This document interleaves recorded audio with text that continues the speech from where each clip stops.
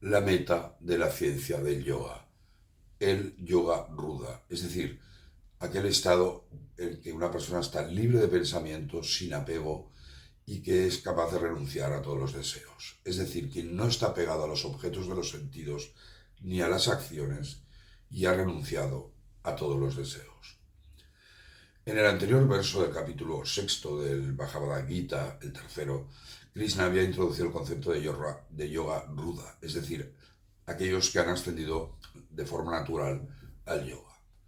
Ahora, en el cuarto verso, Krishna nos explica las tres condiciones de quienes alcanzan la meta de la ciencia del yoga. Y os leo este verso. Quien no está pegado a los objetos de los sentidos ni a las acciones y ha renunciado a todos los deseos egoístas, a los sankalpas, ha alcanzado la meta de la ciencia del yoga, el yoga ruda. Para alcanzar esta meta de la ciencia del yoga, el yoga ruda, el yogi tiene que cumplir tres condiciones. 1. Desapego a los objetos de los sentidos. 2. Desapego a las acciones. 3. Renuncia a todos los deseos egoístas. ¿Y tú, mi querido buscador, en qué fase estás? La práctica del Niskama Karma, la acción desinteresada, es fundamental. En palabras de Swami Vidyaprakashananda, os leo su comentario, decía: mientras la mente esté apegada a los objetos de los sentidos, corre hacia el exterior para disfrutar de los placeres mundanos. Cuando la mente no se vuelve hacia adentro, la meditación no es posible. Cuando se desarrolla el desapasionamiento, la tendencia hacia el exterior de la mente se detiene y entonces puede ser fácilmente entrenada para buscar el ser interior. El Niskana Karma desarrolla el desapasionamiento. Cuando la mente del hombre ha realizado Atman y por tanto solo encuentra la verdadera felicidad en Atman, ¿qué interés puede tener en lo exterior? Conforme avance en su práctica, en su sadhana, ¿qué necesidad tendrá de actuar? Solo aquellos grandes yogis que hayan superado todo pensamiento relativo y estén establecidos en el yoga perfecto pueden descender de este estado supremo para actuar en el mundo por el bien de la humanidad. La renuncia a la voluntad egocéntrica es el tercer atributo del yoga ruda.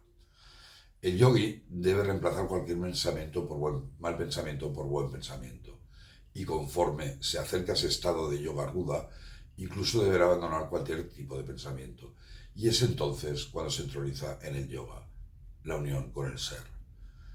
El hombre normal primero debe educar su mente para abandonar los malos pensamientos y practicar la acción desinteresada, y así progresivamente ir avanzando en su camino espiritual.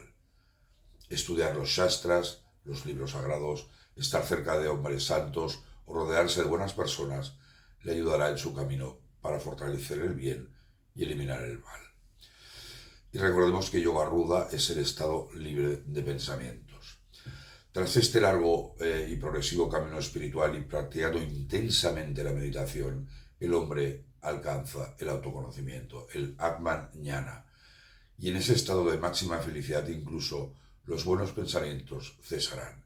Este es el estado libre de pensamientos de yoga ruda.